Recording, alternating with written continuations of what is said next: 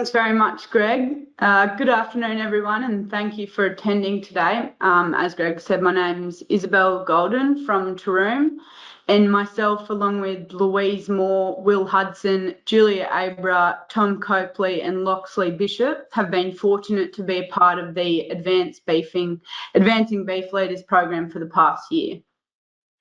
The ABL program is a tailored leadership and professional development program for emerging beef producers. The program has been designed to build capacity, confidence, and connections. It is predominantly an online course with participants given the opportunity to be a part of an intensive supply chain tour and learn from public and private sector industry experts. As part of the program, we're required to undertake a group project, which we have chosen to coordinate along with Greg and the DPI Sown Pasture team, the webinar today. I would like to thank the DPI Sown Pasture team in taking the time today to present. Today we have the following speakers: Stuart Buck, Katie Hay, and Ted Callanan. Stuart is a DPI pasture agronomist specialising in sown pasture development and extension. He has over 20 years of agronomic experience in both dry land, grain crops and sown pastures, and coordinates a range of sown pasture RD&E activities in the Fitzroy Basin region of central Queensland. Stuart's expertise is in improving the productivity of sown pastures, mainly through the inclusion of legumes, especially Leucaena. He is also leading and coordinating pasture dieback activities undertaken by DAF and is the main contact point for graziers. Katie is the DPI adoption and extension lead for the northern component of the Queensland Pastures Resilience Program, with 6 years' experience in beef and pasture extension across multiple regions in Queensland. Katie is currently working with beef cattle producers in northern Queensland to establish sown pastures and legumes. Ted Callanan is a DPI pasture agronomist based in Toowoomba with 30 years of experience in rangeland agricultural and environmental management. Ted has first-hand experience with pasture dieback on his own properties and provides information and advice on pasture dieback, sown pastures and legumes across southern Queensland. I'd now like to pass on to Stuart, who will begin with giving a background on pasture dieback. Thanks, Izzy. G'day everyone. Yes, so Stuart Buck, I'm based in Rockhampton with the DPI. And as Izzy said, Ted and Katie will be joining us today. We're from the DPI Sown Pasture team. And just wanted to quickly acknowledge our funding bodies for our QPRP programs, which is the Queensland Government and the Australian Government through the Meat and Livestock Australia. So today I'm just going to quickly give you a background on pasture dieback across Queensland, talk a bit about where it's located, symptoms, species, causes and other factors, and some management options and more information. So that's a very quick summary of what I'm going to be talking about. So this is a very basic outline, and we'll have some more questions and answers once I finish this. So where is pasture dieback? Well, actually, what is pasture dieback first? So pasture dieback is the death of tropical and subtropical grasses across highly productive grazing lands, generally in eastern Queensland, and that's shown on the map there in those bright green areas. Pasture dieback is not new, unfortunately. There have been dieback events in the past, particularly in buffalo grass in central Queensland in the 1990s, and there was another outbreak about 100 years ago in southeast Queensland. Unfortunately, dieback is still continuing to spread over the last probably 12 months, really, and it's spreading across North Queensland and also in particular central and southern Queensland. So in central, it's heading further west, and southern Queensland, it's heading further south and southwest.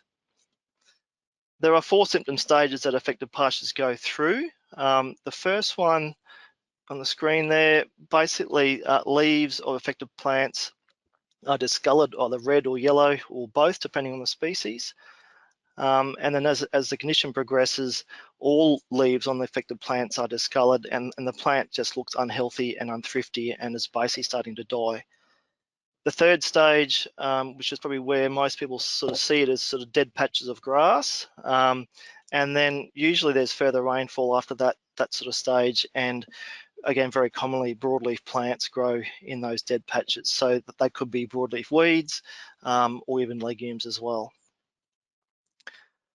Here's some quick photos that I believe Ted took earlier on this month in southeast Queensland near Yarraman, showing some kikuyu pastures that are being affected by dieback. So on the left there, you can see a dead patch of grass that's sort of in that sort of third or fourth phase stage, and on the right there, the pasture is being affected probably more in the second and third phase. What grass species are affected by pasture dieback? Well, as I mentioned, dieback really mainly affects tropical and subtropical sown grasses. Very few native grasses are reported to be affected.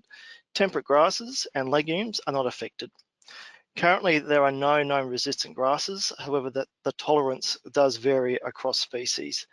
And on the screen there, there is a really neat grass selection guide that was published through the MLA with our support, which basically ranks all the tropical sown grasses, and also some natives too, with tolerance. So as you can see there, that right down the bottom here, we've got species that are very susceptible, including the paspalums, digitarias, Sonaby grass, buffalo grass, and creeping bluegrass.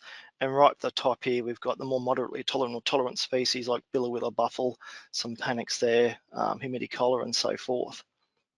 But that's available online. I'll talk about that later on. Okay, so what's causing pasture dieback? So over the last 10 years, there's been multiple research projects that have been conducted into the cause or causes of pasture dieback. These include investigations into soil chemistry or nutrient constraints, multiple insects, including mealybugs, nematodes, ground pearls, and biological organisms, including fungi, viruses, and bacteria. The results of all these studies over multiple years show the pasture mealybug, or Helicocos homovilii, causes pasture dieback. So what do these little fellows look like?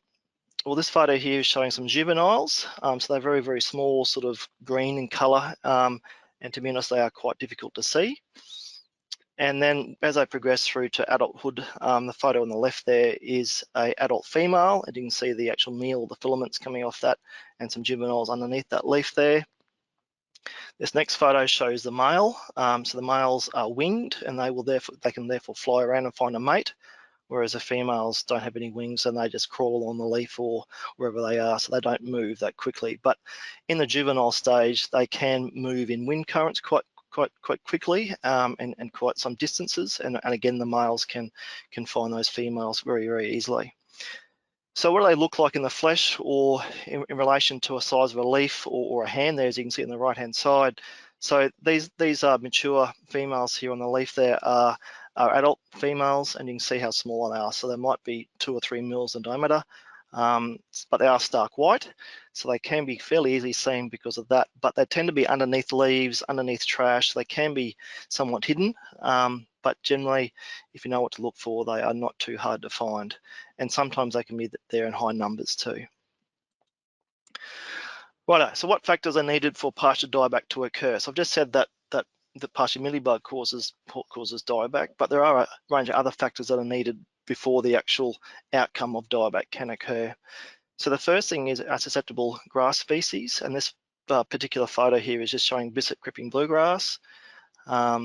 And you need to have the pasture mealybug in sort of reasonable numbers, and that together over some time can generate into pasture dieback. So it's a fairly sort of simple sort of scenario with susceptible grasses and the mealybug causes dieback. But as things are in life and in nature, it's not quite that simple. There are some factors that can increase the prevalence and or severity of pasture dieback, and there's a number of those, including if you've got a pasture with high susceptible grasses. So if all your pasture is susceptible species, you'll have high severity. If there's high biomass, if those pastures are actively growing, particularly during summer and autumn, if there's hot humid conditions and a long growing season, and also if there are some other secondary infections, fungi in particular, also viruses might be playing a role there. And if there's high mealybug numbers. So if you add on all of those on top of a susceptible species and some mealybugs, but if you have high biomass, and so that can increase the prevalence and or severity. And likewise, there are some things that will reduce the prevalence and or severity. So including susceptible, less susceptible grasses, and maybe some presence of legumes, or just generally species that are not as or are more tolerant or could be resistant, because legumes are resistant. If a pasture has low biomass, if the pasture is dormant, if you're in the cool, dry season or short growing seasons, and if there's also a high number of predatory insects, which there are many out there that predate on the mealybug, and that's really how nature can keep the mealybug numbers in check. And if there's low numbers of mealybugs, so if you have all of those or a combination of those, yes, you might see dieback, but might not be as prevalent or as severe compared to other situations or other locations. But yeah, the point with those predatory insects is that they can be very helpful to reduce mealybug numbers, but they tend not to fully stop the condition, but they do play a very positive role. What can be done about pasture dieback? Now, I can talk about this for hours and probably days, and we don't have that much time, but so I'll just very quickly summarize some concepts, and we'll talk more in the question and answer session. So there's probably three broad concepts when it comes to thinking about what can be done about dieback. The first question is, well, can I prevent dieback? And at this point in time, I don't believe there's any reliable or practical prevention strategies currently available. So what I mean by that is that if you being a landholder have susceptible species of grass like bisset or kikuyu or whatever it might be in a district where dieback is occurring, then I don't think there's much that you can do that is guaranteed to stop dieback from occurring on your farm or in your paddocks. The only concept that I could suggest is to consider is don't lock up the paddocks for long periods of time to build up high amounts of biomass. So what I mean by that is graze a paddock, and that can, particularly initially, reduce the actual damage or the spread of it maybe initially. So when I say graze it, don't flog it, but graze it, and then don't spell it for long periods of time afterwards, because that spelling period could make it worse, particularly initially. But having said all of that, grazing management has shown that it does not stop dieback. It might just delay the onset or reduce the actual severity initially, at least. The next point is, can we eradicate pasture dieback? And again, with our current knowledge of research and so forth and experience in the paddock, I would suggest there's no cost-effective or practical eradication strategies available at the moment. So basically what I mean by that is that this is a condition caused by the pasture mealybug, and really the only long-term sort of solution is to encourage the natural predatory insects to do their thing, and they are very effective, but they will take some time. So thirdly then, and probably the only real thing that we can do is, well, can we manage with it? And I would suggest that yes, we can manage pasture dieback, albeit though I would suggest that it's probably going to be here for good in many situations. So it probably will just come and go as the seasons dictate. But I believe that there are some practical solutions or practical options that producers can assess for their situation. And what are they? So I just want to quickly again cover off what management options are effective, and this is based on our field experience over the last good 10 years, plus a lot of research in the field as well. So the first two options here, managing for natural recovery and improving the pasture, are really the two most effective strategies to address pasture dieback. So managing for recovery, I mean, basically means about, or the practice associated with that is to adjust stocking rates, so do a forage budget, and if possible, monitor and treat broadleaf weeds in those bare patches. We found that can be very successful to enhance that natural recovery. So, and what I mean by natural recovery is that we're relying on the pasture to recover from the seed bank in the soil. So now that could be fraught with danger, particularly if the seed bank has some undesirable species.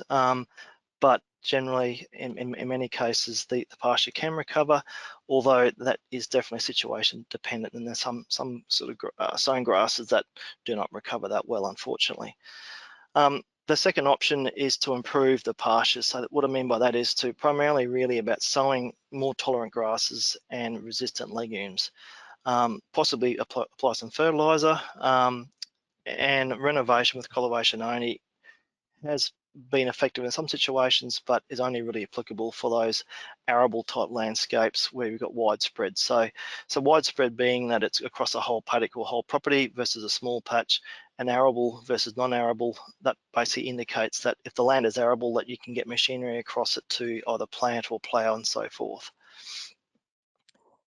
The next option I've got here is sowing a break crop, and what I mean by that is to plant an annual forage, such as a forage crop like oats or lab, or even maybe grow some grain. And that has been quite successful in graziers out there, particularly in central Queensland, in my part of the world, are doing that and having good success to get some quick feed there. But it's only really applicable for the arable and widespread areas where dieback is, so it's not applicable for all situations. And the fourth management strategy is to control the pasture mealybug, and I've got that in red there. And the practices are spraying a pesticide or insecticide basically, or to burn the pasture. And I've got crosses against spraying a pesticide because at this point in time there are no registered insecticides applicable for pasture mealybugs in tropical pastures in Queensland or New South Wales. So and it's really not very cost effective or practical in many situations either.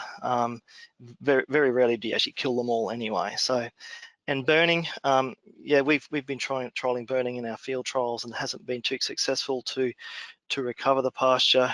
Commercial experience has shown that it can be a bit hit and miss. There is a recovery short term, but it's definitely not a long-term solution.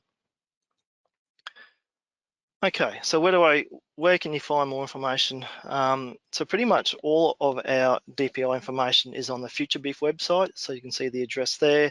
There's a QR code there that you can scan if you wish to. It takes you right to that web page on that website. We've got multiple information sources there, fact sheets and guides. We've got a podcast, there's a couple of videos.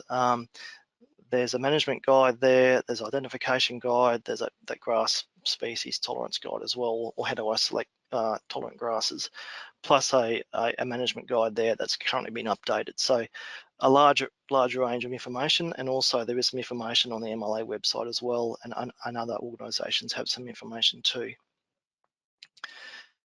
So yeah, pretty much that was all I was going to cover off on in this little very quick introductory session. So thank you for listening. And just quickly, that photo there on the screen is taken in central Queensland in some pasture heavily affected by dieback, and those green plants right across that paddock, particularly in the foreground, are legumes. The legumes are growing very happily in amongst dead grass, and there is some clumps there, I believe, of Billawheeler buffalo that are a bit more tolerant and they haven't been affected. So thanks for listening, and now it's time for the Q&A session. Yeah, thanks, Greg and Stu, and unreal intro, Izzy. Loxley Bishop here from the ABL team. We run a backgrounding and breeding operation in the Wide Bay region. Our business is directly affected by dieback, and my question today is, how do I know I have dieback, and who can I talk to about identifying it? Yeah, great question, Loxley. So as I mentioned, the actual affected pastures go through 4 stages, but initially dieback starts off as patches of affected grass, but as the condition spreads, the whole paddocks or even the whole property can be very quickly affected, unfortunately. Some graziers have really told me when they first noticed dieback was when there was a patch of dead grass, particularly where there was weeds growing. So and that's sort of more common in the probably broader, bigger, larger property sort of land holdings where a grazier or graziers might not get across every paddock every month or two, but they actually pick it up at that last sort of 3rd or 4th stage that I mentioned earlier. So when those dead patches, and usually there's weeds or legumes growing, but others do pick it up earlier when it's in the earlier stages of those symptoms there. When there's a patch of grass that looks crook or looks sick, and there's yellowing leaves and so forth. So dieback is really much easier to spot during the summer and the early autumn period when the healthy grass is green and actively growing, but the affected patches or pastures are either discoloured or red or yellow and looking sick or dead. Therefore, it's much harder to accurately diagnose pasture dieback during those drier periods, or during dry periods, and during the winter when the pasture is not growing. We've also found that cattle do not graze the affected areas, even when in the earlier stages of the condition, when the leaves are discoloring and so forth, and the pastures are really going off. They really sort of don't touch those areas. So you might see, if you've got small paddocks, you might see cattle sort of avoiding particular areas. So that's sort of hopefully a bit more information about to try and diagnose. I mean, it's really also about when you actually see a patch of dead grass or grasses that's being affected. It's really about, or also about, trying to understand, well, what else could be causing this patch of, or this area of grass that's going off, or is dying, or has died. So look for landscape things like, is it a depression? Like, is it waterlogging, or is it a high point in the landscape? Is it a shallower soil? Has it been sprayed with Roundup or some other insecticide or herbicide? Those sorts of things, to try and rule out other things that could be causing that patch of dead or dying grass. So yeah.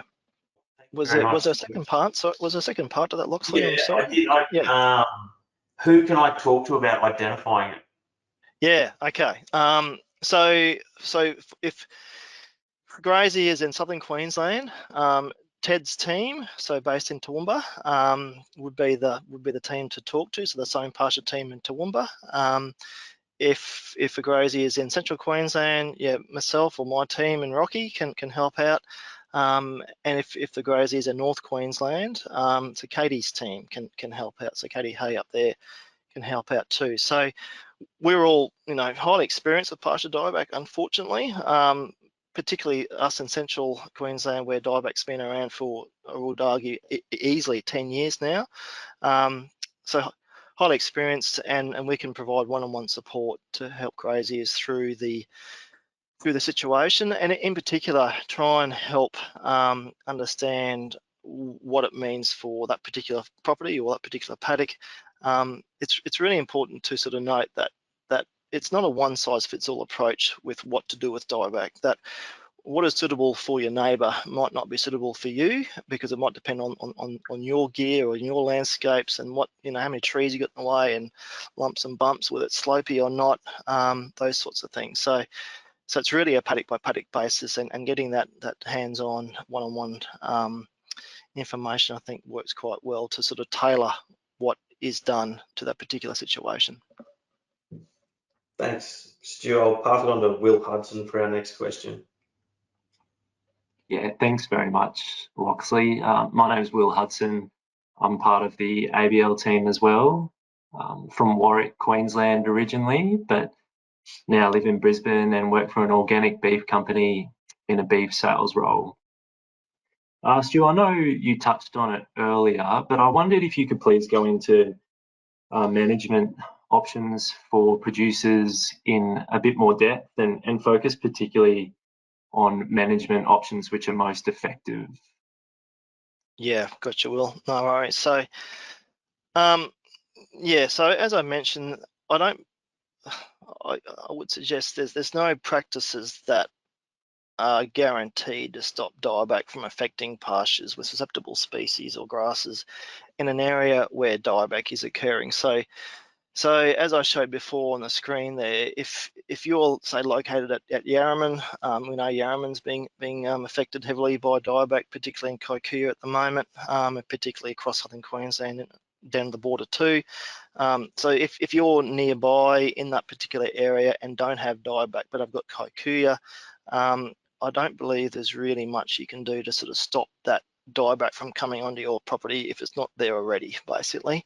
As I mentioned, early intervention of grazing management, when you first see it, I would suggest only a temporary reprieve, possibly reduces the damage or the impact, but it's not going to stop dieback.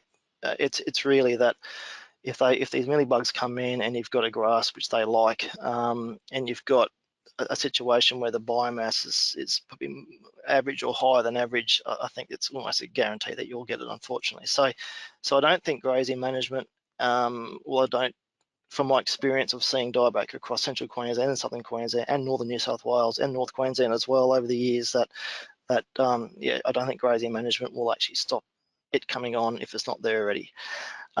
So unfortunately, that's just my experience, and I think that's pretty much everyone's experience too. So once it arrives and it actually happens, as I mentioned again, that there's really only really two options. One is to manage that pasture and to help it recover as quickly as possible. And again, as I mentioned, it's really about managing that recovery from the seed bank. So we're trying to encourage the seeds that are in the ground to germinate and to establish into a new pasture again. And that can happen quite quickly. We've seen, particularly in North Queensland, or particularly where there's high rainfall areas, or years where it's a bit wetter, that recovery process can happen quite quickly, particularly in pastures that are free seeding, like Rhodes grasses or panics or buffles, or even Bissett bluegrass too. Unfortunately, things like cocoa that doesn't tend to do that, it's a little bit, yeah, much more difficult to get that recovery to happen in a quick timeline, unfortunately. So yeah, so where cocoa is in particular, it's a real battle as to what to do, and in effect it might really mean about reseeding, but there might not be too many options, or other species that are as productive as cocoa, unfortunately too. So yeah, so the recovery process can occur quite quickly in those wetter years or wetter locations, and conversely can be quite slow in dry years or dry locations. And I've seen situations where pasture diebacks come in and it's still there 5 years later, just ticking along. And then when a good sort of season comes along, it does recover much quicker. But it can take some time, unfortunately, depending on the season and depending on the seed bank, depending on how it's managed.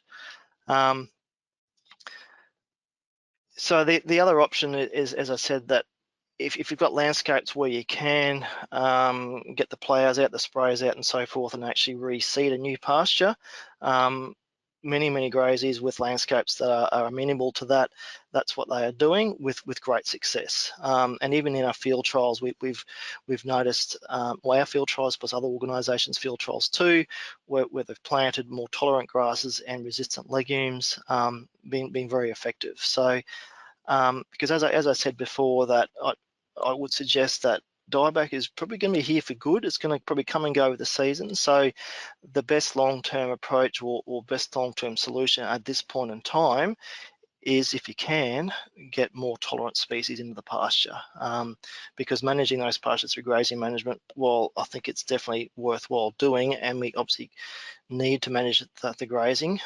That's not going to be a long-term solution. So and yes, I understand that reseeding a new pasture is likely to be the most costly option, particularly up front. But I think, again, if you look at a long-term approach, it's probably actually the most cost-effective long-term approach. And again, yes, quite difficult to do in some situations or landscapes where there are trees or steep slopes and so forth. But I would argue that with the advent, particularly with steep slopes and those sorts of issues, aerial applications with drones and maybe helicopters and so forth, particularly drones these days, I think makes life a bit easier in those situations. If you've got trees and big gullies and lumps and bumps, yeah, quite difficult, to be honest. But overall, there is no silver bullet. No silver bullet with dieback. It's really about, again, as I said earlier, about assessing the paddock. It's sort of paddock by paddock basis, and assessing what's best for that paddock, what's best for that property, depending on what landscape you have, what gear you have, and how much risk you want to take, how much time, how much funds you got, and so forth. So all those things have to be weighed up.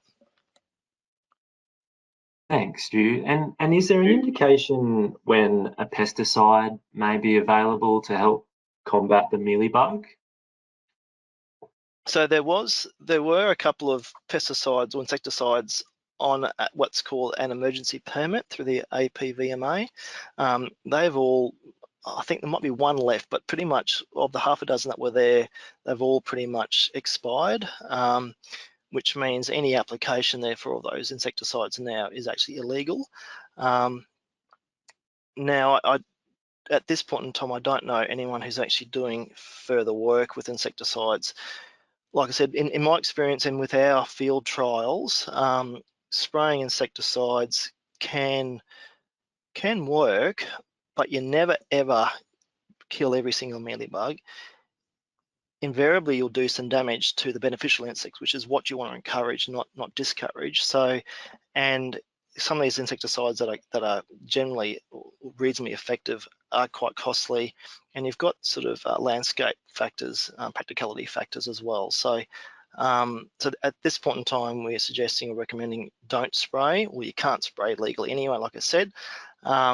So at this point in time, the only real way forward is to just manage them, and as I said earlier, to encourage the natural predatory insects as best you can through having a diverse pasture base and grazing management from that regard. Thanks, Stu. I'll now pass on to Jules for the next question. Thanks, Will. Hello, everyone. My name is Julia Abra, and I'm a part of the ABL cohort for 2024. I'm from Manila in New South Wales, but I'm currently based out of Queensland and work as a helicopter mustering pilot. My family have a cattle breeding operation in northern New South Wales and southern Queensland. Currently, fortunately, we are not seeing any evidence of dieback. But Stu, our question to you was, is there any foreign knowledge we can take from overseas experience to do with dieback? Yeah, that's a great question, Jules. And I don't know if anyone's done a Google search for pasture dieback or just dieback generally, but because I've done that a couple of times and it comes up with millions, if not trillions of hits. So dieback is a very broad term, and there's been multiple examples of dieback in different plant communities like pastures or trees or prickly acacia or mangroves and so forth, or pine trees in the UK, across the world. So yes, so the short answer is yes, that there is dieback across other countries across the world. But regarding pasture or dieback in pastures, there has been some examples. There has been some examples in South America, and they're currently happening as we speak, in various countries from Brazil, Uruguay, Paraguay, Argentina. And my understanding is that some of those have been affected by this mealybug, but others, the guys that I spoke to, particularly in Argentina, did not see any mealybugs at all, and they were espousing that other insects or other issues were causing the dieback there. So there has been some dieback noted in some tropical pastures in Brazil, and reported in scientific papers. And from my reading of those, some of those researchers believe that their dieback was caused by fungal infections, primarily through just having probably too much water. In our part of the world, in the southern hemisphere, across the ditch in New Zealand, there has been some dieback in some temperate grasses over there caused by a mealybug, a different genus or species though. And my understanding is what they've developed there is endophytes, which are naturally occurring fungi that live within the plant, and they basically help the plant itself ward off insects like a mealybug. So and so there has been some thoughts about endophytes for tropical grasses, because at this point in time, my understanding is that pretty much all of our tropical sown grasses do not have endophytes, although there might be one or two in particular species, and that's probably one aspect that could be looked into the future. So, but yeah, so broadly answering your question, that yes, there is dieback in other parts of the world, and if I go back a step, like I said, there has been dieback in Queensland a couple of times, and the first one that has been reported was basically in 1926 in southeast Queensland. So it's been around for some time, even in Queensland. Although the more recent outbreak happened about 10 or so years ago, or this current outbreak started about 10 years ago. And in my mind, the question is, well, why has it just started up then? What's the precursor for it to re-emerge if it's taken 90 odd years for it to come back? Yeah. No, Thanks, Jill. that's no worries. Thank you, Stu. Appreciate that. I'll hand it over to Louise now to wrap things up. Thanks, Jules. Good afternoon, everyone. Thank you for joining us. I'm Louise Moore. I'm based near Mitchell in southwest Queensland. We have a beef breeding and backgrounding property here, and we've seen dieback in our district. Thank you to those people who submitted their questions when registering for the webinar. I've collated some of them and we'll now cover off on them now. So for the team, is there any more advancement on management and treatment of pasture dieback? I mean, I'm happy to answer that. Although, Ted, would you like to, or would you prefer me to hook in? Quite Sorry, happy I to put you take a Ted, chance, but Stu, if you like. yeah. Thank Well, you. that's all right. Gives you a bit of a break, I'm sure. It does. It does. No, unfortunately, there's no great silver bullet, Louise. From the work that we've done so far, as Stuart's already says, that managing for recovery is definitely the best way to go, the most cost-effective and the most reliable strategy for achieving a level of recovery where you have the species that can do so. Research will still be ongoing into the future, hopefully. I know that within DPI we're looking to further our research where possible. We just need to coordinate that with other agencies, obviously, because we appreciate how broad the effect is right across Queensland and into New South Wales as well. But we have seen good success with recovering from seed bank in the soils, but it's also useful to point out that whilst painful in the short term, dieback, particularly in extensive areas of buffalo grass, is a good opportunity to introduce legumes into your pasture. Previously, we have struggled to encourage producers to effectively establish legumes into pasture due to pasture competition. If your pasture is knocked back or taken out for some reason, such as if it has dieback, it's a great opportunity to get those legumes in, and because your legumes are unaffected by dieback, they do really well. So you don't have the loss of pasture production or animal weight gains that you might if your grass dies. So you still maintain something in your pasture. It might not be exactly what you wanted, but it's a good opportunity to change your pasture composition if you think that's a good way to go. That's a great point, Ted. It is a great opportunity to establish legumes in a pasture that might otherwise make legumes struggle to get ahead. Where can people find more information on establishing legumes and what legumes might suit their country type? Where can they find that information?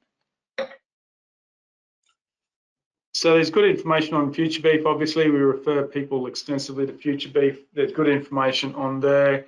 Each of the regions, the sown pasture teams, we all do workshops and on-farm demonstrations around establishing legumes into pasture or turning cultivation country back into legumes and pasture mix. If anybody wants any assistance with that, obviously contact your sown pasture team in your region. And if you have demand to do a workshop or an on-farm field day, for example, again, contact the team and we'll talk to you about how we can do that best for you. And is there anyone online in the team that can make any comment? Have they seen producers affected by dieback plant legumes, and can you make any comment on how those legumes are establishing? I can have a crack at that first, and then the other members can jump in as they wish. We did a legume establishment day out near Roma at roughly just last week, a workshop out that way, where there's a reasonable number of producers out that way that are establishing legumes into pasture dieback affected buffalo grass country. They've used a range of different techniques, which is really good to see. Some are going with a higher input cultivation method where appropriate. Some are flying on legumes after fire. Some are going straight into the existing pasture just before rain. So there's a range of different techniques. Each have different costs and benefits. But it's encouraging to see that producers out there that have been fighting dieback for a number of years are moving forward, and they're looking to manage and improve the situation, which is a really good thing to see. Stu, Katie, have you got anything to add? I was going to let Katie say for the north, if you don't mind, Katie, and I can chime in for the CQ after that. Yeah, thanks, guys. Yeah, Katie Hay from the DPI up north. We've probably noticed, I guess, legumes taking the opportunity. So, some particularly on the tableland, some of our species we struggle with seed availability. So some of our producers we've seen plant runners with things like pinto peanut or shore creeping vigna, and we've seen them do quite well in areas of dieback, and with things like pinto peanut that are really quite, I suppose, aggressive in the way that they grow. They tend to just fill in the blanks with the areas where some of our pastures have died off. Yeah, and so for us in Central Queensland, pretty much the same as Ted mentioned, to be honest, that graziers have taken opportunity, and that's the silver lining, I suppose, although it's I know it's probably a veiled one in some regards, but the opportunity that dieback provides to get alternative species into the pasture, particularly perennial legumes, I think is one that all graziers need to seriously assess. So again, as I'm showing on the screen there, that the photo there from Central Queensland, those legumes were already there in that pasture, to be honest, and they've just have come up through that dead matter grass. So yes, it's definitely is happening, Louise, in Central Queensland, and the species that people are planting, and we sort of highly recommend the tropical perennials such as Desmanthus, range of stylos, butterfly pea, maybe citra in a few situations, and also Leukina. And the concept that I suppose us in Central Queensland, but I'm sure for the other guys in other regions too, is that take the opportunity that dieback that dieback presents itself in your paddock, and put in some good perennial grasses, try and get some more tolerant species in there as best you can, but a range of legumes, and that's the best long-term solution in landscapes where you can do that. Great, thanks Ted, Katie and Stu for that. Following on from that, I guess, what research projects are being conducted throughout Queensland on pasture dieback, and what outcomes do they hope to achieve? Yeah, so throughout our DPI, and particularly the Queensland Pasture Resilience Program, which where Ted, myself and Katie are all involved with that in our multiple projects. The main research at the moment that we in DPI are doing is to investigate the outcomes of reseeding with a new pasture with tolerant grasses and resistant legumes. We also have been trialling for some years now, treating the pasture with either insecticides. We have actually tried some fungicides, but that was pretty much a waste of time. We've been using fire. We've got a few fertilizer treatments as well. But it's really about looking at the outcomes of particularly planting a new pasture with those tolerant grasses and resistant legumes, like I said. There also has been a long-term being probably at least 5 years, maybe 6 years now, trial in southeast Queensland in the Boona area, where we've undertaken some research to understand the tolerance of about 30 different grasses with mealybugs under field conditions. And so that's been a key focus for our projects as well. So, but overall, this work definitely aims to understand the success or otherwise of the range of management practice options. There has been a fair bit of research, as I mentioned, looking into causes of dieback, and so we've sort of moved on from that into the more what can be done management-wise, what can be done in the paddock to actually restore productivity as quickly as possible. Great. And is there any particular research in terms of legume and legume establishment and any new varieties or anything being done? Ted, do you want to answer that one as well, or do you want me to answer that one? Certainly. So we have been doing research, we still are doing research right across Queensland, particularly on new stylo and Desmanthus varieties. So that's been a long-running project, going back to look at the performance and persistence of legumes in paddocks for 20 to 30 years. So those that have been existing under grazed and frosty conditions for a very long period of time, selecting those that have done the best and multiplying and examining those particular varieties. So we're in the process at the moment of negotiating with commercial partners to commercialise a number of new stylo varieties, particularly suitable for southern Queensland, but we're also still looking at other stylos and new desmanthus varieties that we hope to release as part of our current project. Great, thanks, Ted. This is probably coming towards the end of my questions, but one important one to consider is there a biosecurity risk of transmitting pasture dieback between properties, and what biosecurity measures should be in place? Yeah, that's a good question, Louise. And for us in Central Queensland, and hopefully the other guys can chime in with their regions too, the best way I can answer that is that yes, there is definitely a risk there about transmitting this condition between properties. Now, I would argue though that if you've got properties within a zone where dieback already occurs, well, dieback spreads so quickly anyway. So even if you do practice the best biosecurity measures, it probably will get to your property regardless, or the property that's not affected regardless. So the actual mealybug, I think I mentioned earlier in my presentation, can spread through environmental factors, primarily really about wind. So, and many grazers have told us when they first saw dieback, particularly in central Queensland, but as it's moved south too in southern Queensland, that the patches of affected pasture was just random across paddocks or across landscapes, particularly in areas where humans haven't been or cattle haven't been for some months or some time. So clearly it got there regardless of having human intervention or grazing stock intervention. So, but having said all that, we can't obviously dismiss the biosecurity risk, and as I said, there is a risk there. And I suppose the most practical way is to really make sure that you come clean or go clean as a concept. So, and that's a concept that's been used in the grains and cotton industry as well. So that basically means, making sure equipment is clean, cattle are quarantined and so forth before they enter or leave a property. Now, like I said, that's good, and that should be done anyway from a weed seed perspective and other biosecurity sort of risk perspectives too.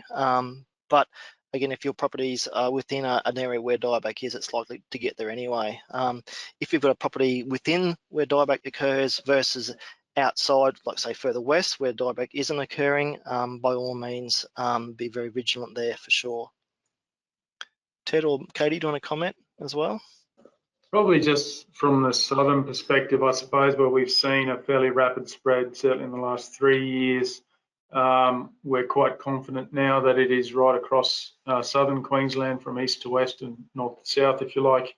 But going back to Stu's earlier points is that it only affects tropical sown and subtropical sown pastures. It doesn't affect a large amount of natives that we're aware of yet. So wherever you get susceptible grasses, we have seen signs of dieback. So it has pretty much done what it needs to do. It's moving down into New South Wales as well. So the risk factors are there. If you have risk factors, it's another thing that you need to manage. But the risk of transmission through vehicles or cattle or otherwise is fairly minor compared to the natural transfer through the wind. Yeah, I think I'm not sure I have a whole lot to add to what Ted and Stu have just said. We tend to usually just go by the come clean, go clean principles up in the north. Yeah, I guess the only thing I will say is that up in the north, although we suspect dieback's been around for quite a while, it still feels like a bit of a new topic up here. So we're very much still, I guess, educating people as we go, and yeah, working with people to identify and yeah, take the necessary precautions as we're moving along. Thanks, guys. And just wonder if I could get any final thoughts on, you're saying it's an expanding problem. It was in Queensland very early in the 1900s. Why do you think that now we're seeing this sort of quick expansion of a problem that possibly, has been around for a while?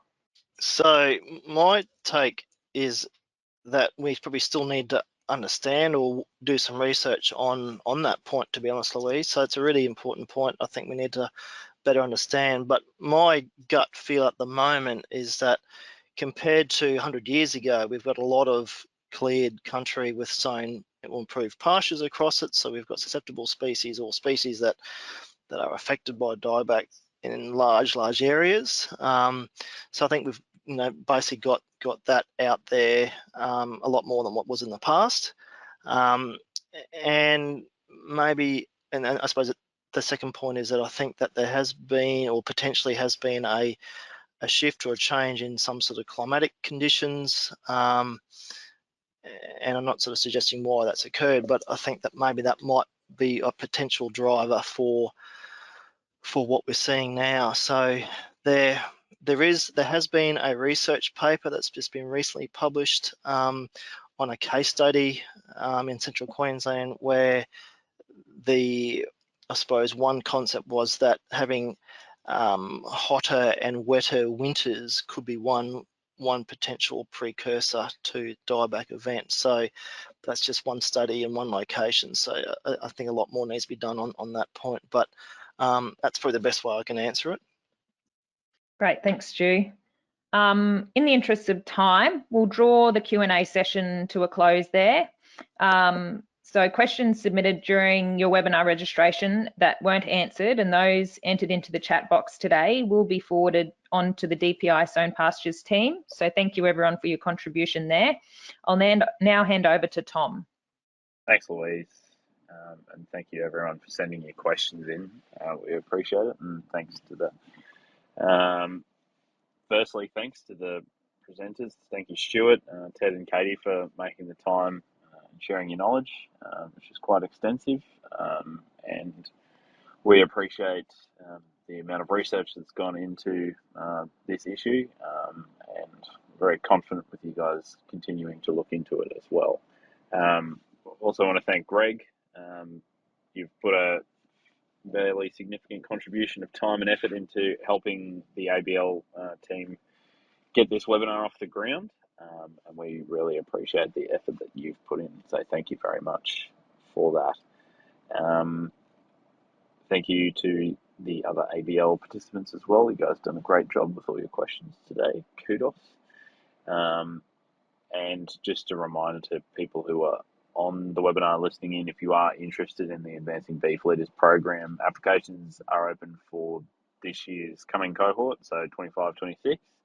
Those applications close next Sunday the 30th. So if you're interested in the program, or if you want to talk to anyone who's participated, there's a few people on this webinar as well who are past participants as well. Tim Emery, the usual suspect, is probably lurking here somewhere. So if you want to talk to anyone about the program, please get in touch with one of us. It's got some great professional and personal development sections to it, and we would highly recommend getting involved. But those applications close at the end of next week, so keep that in mind if you're interested. Thanks, Greg.